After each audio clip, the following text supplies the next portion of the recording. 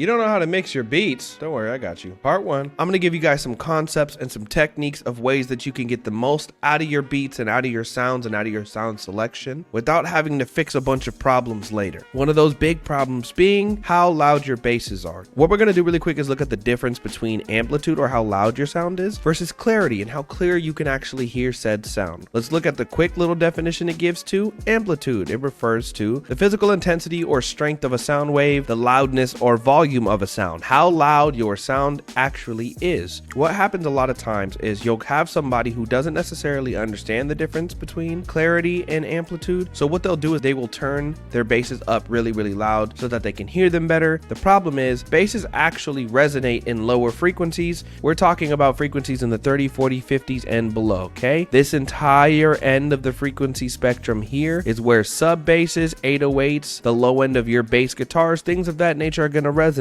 Not all sound sources like phone speakers, headphones, laptop speakers, TV speakers can produce these frequencies, which can cause a lot of problems in your mix if you're not careful. Clarity, how well a listener can understand the source content without distortion. Distortion being what causes problem with your mix when the bass is so loud that you can't hear the other sounds, where the vocal doesn't sound clear anymore. It sounds like everything's muffled together and like everything's vibrating and like you can't hear anything clearly. That's what we want to avoid. But before we fixed it, I wanted to make sure that everybody understood that loud does not necessarily mean clear. Loud does not necessarily mean I can hear the sound better. So stay tuned. Tomorrow we're going to talk about the first way that you could help with this problem, which is with saturation.